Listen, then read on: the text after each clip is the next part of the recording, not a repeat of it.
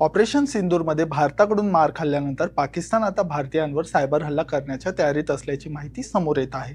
गुप्तचर यंत्रणेने याबाबत सतर्कतेचा इशारा दिला असून भारतीयांना डान्स ऑफ द हिलेरी किंवा कुठल्याही अज्ञात फाईल्स लिंकवर क्लिक न करण्याचं आवाहन केलं आहे। पाकिस्तानातील प्रमुख शहरातील दहशतवादी तळांमध्ये भारताने अचूक हल्ले केले, त्याला विरोध म्हणून पाकने सायबर मोहीम हाती घेतल्याचे वृत्त समोर येत आहे। गुप्तचर यंत्रणेच्या माहितीनुसार पाकिस्तान भारतीयाची संवेदनशील माहिती आणि आर्थिक डेटाशी निगडित माहिती चोरण्यासाठी व्हॉट्सअप, फेसबुक किंवा टेलिग्राम सारख्या प्लॅटफॉर्मचा वापर करत आहे। डान्स ऑफ द हिलेरी नावाचा सायबर व्हायरस व्हिडिओ किंवा डॉक्युमेंट्सच्या माध्यमातून पसरवला जात आहे। मोबाईल किंवा ईमेलवर आलेल्या अज्ञात लिंकवर क्लिक केल्यास हा व्हायरल गंभीर नुकसान पोहोचवू शकतो। त्यात हॅकर्सना तुमच्या बँकेच्या इन्फॉर्मेशनसह अनेक गोपनीय माहिती मिळू शकते। कोणत्या फाईल्स धोकादायक? डान्स ऑफ हिलेरी या नावाने कुठलीही फाईल्स अथवा व्हिडिओ लिंक आल्यास क्लिक करू नका। .exe फॉर्मॅटमध्ये आलेली अज्ञात लिंक्स किंवा tasksch.exe नावाची फाईल्सवर क्लिक करणं टाळा। यामुळे तुम्हाला काय नुकसान होऊ शकतं? तुमचे फोटो, व्हिडिओ आणि कागदपत्रे लीक होऊ शकतात। बँकिंग ॲप मधून पैसे चोरीला जाऊ शकतात। तुमचा फोन किंवा लॅपटॉप हॅक होऊ शकतो किंवा तुमच्या डिव्हाइसचा कॅमेरा आणि माईक रिमोटली चालू केला जाऊ शकतो। विशेषज्ञांचं यावर काय मत आहे जाणून घेऊया। जी नुकतीच आता माहिती हातात येते आपल्या सगळ्यांच्या, त्याच्यानुसार पाकिस्तानशी लिंक असलेले डान्स ऑफ हिलरी नावाचा एक व्हायरस आपल्या देशामध्ये व्हायरल केला जातोय किंवा स्प्रेड केला जातोय बऱ्याच टेक्निक्स वापरून।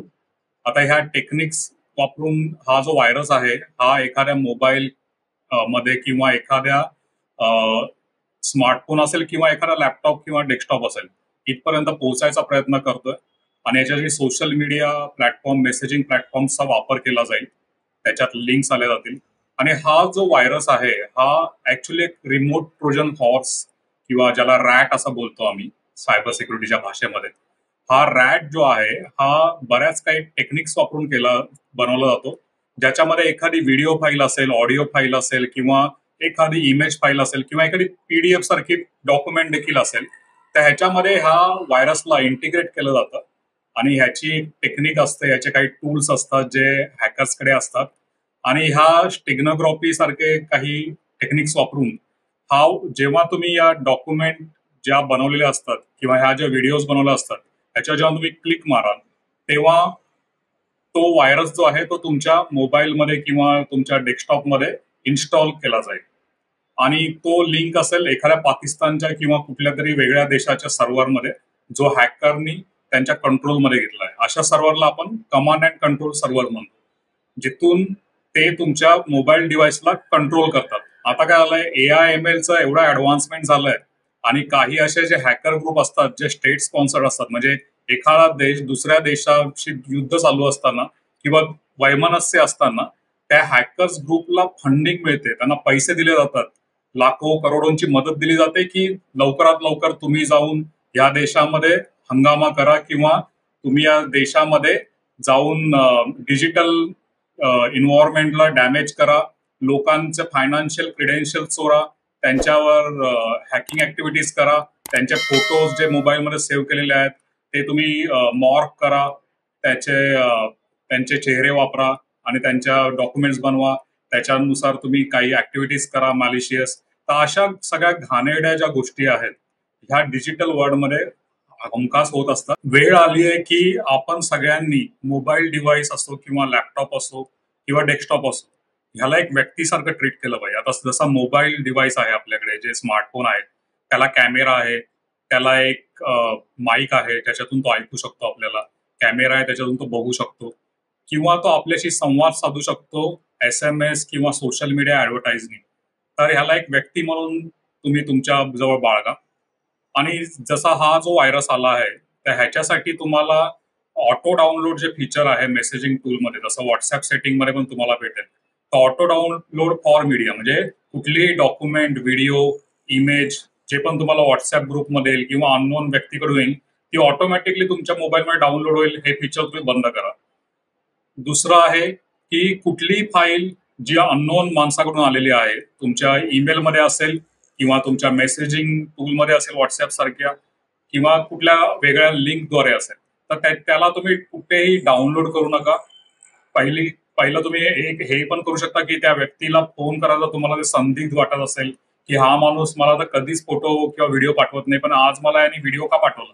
तर तुम्ही त्या व्यक्तीला फोन करून कन्फर्म करू शकता की तुम्ही हा व्हिडिओ मला पाठवला आहे का, तुम्ही ही फाईल मला पाठवली आहे का, आणि त्याच्यानंतर तुम्ही ती डाउनलोड करू शकता तुमच्या मोबाईलमध्ये किंवा तुमच्या लॅपटॉपमध्ये देखील. त्याच्यानंतर तुमच्या लॅपटॉप किंवा मोबाईल मधले जे सॉफ्टवेअर्स आहेत ते कुठलेही पायरेटेड सॉफ्टवेअर्स किंवा पायरेटेड ऑपरेटिंग सिस्टीम्स तुम्ही वापरायचं टाळा.